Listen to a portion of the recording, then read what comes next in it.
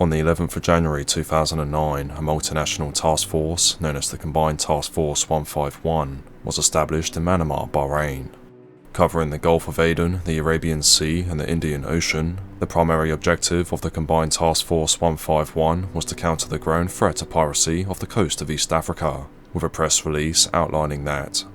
CTF 151's mission is to take actions within its area of operations to directly suppress piracy outside territorial waters of coastal states, indirectly target trafficking of humans and illegal, unreported and unregulated fishing, and to deter illicit non-state actors from the use of high seas. Just over a month after it was formed, the Turkish government announced its intention to provide Turkish Navy warships to the task force.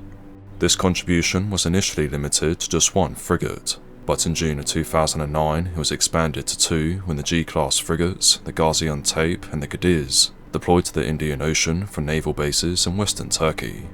For the next 4 months, the Gaziantep and the Cadiz worked alongside Allied navies to uphold maritime security in the region, and by the end of September 2009, the two frigates had not only ensured the safe passage of numerous merchant ships passing East Africa, but they had also detained 24 Somali pirates and broke up 5 pirate attacks on civilian vessels.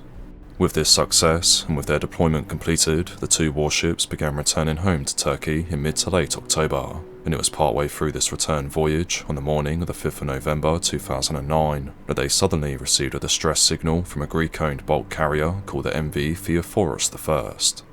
At the time, the Theophorus was approximately 170 kilometers off the coast of northern Somalia in the Gulf of Aden, when she came under rocket and small arms fire from a lone skiff manned by 5 pirates. Immediately, the Greek vessel took evasive action, and whilst the ship's captain got on the radio to alert nearby warships to the unfolding attack, the rest of the crew fought valiantly to hold off the pirates, including by manoeuvring the ship in such a way that prevented the enemy from throwing up their grappling hooks, and even using their onboard fire hoses to keep the pirates at bay.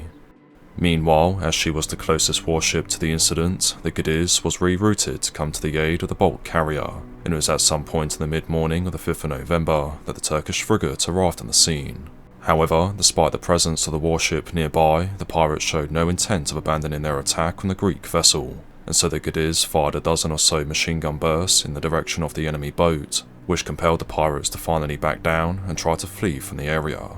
By then, the frigate had launched her onboard Augusta Bell 212 helicopter to track the enemy's movements, whilst a team of Turkish commandos from the Special Forces unit known as the Su Alti Taarruz had been sent out on board a rigid inflatable boat to intercept the skiff.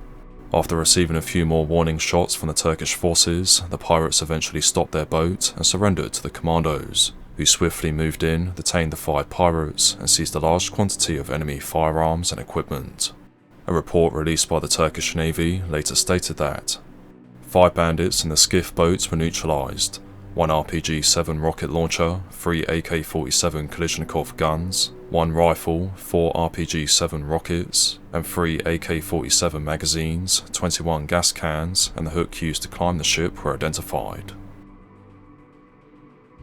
Thanks to the intervention of the Cadiz and her onboard commandos, the MV Theophorus I had come out of the pirate attack with just a few dents and scratches caused by bullets, and by midday on the 5th of November 2009 she was able to resume her journey to Hong Kong without further interference. The Cadiz in the meantime was relieved in the area by 2 Allied warships and allowed to continue her voyage home to Turkey, where she arrived at the Gölcük naval base on the 19th of November 2009 following 5 months at sea.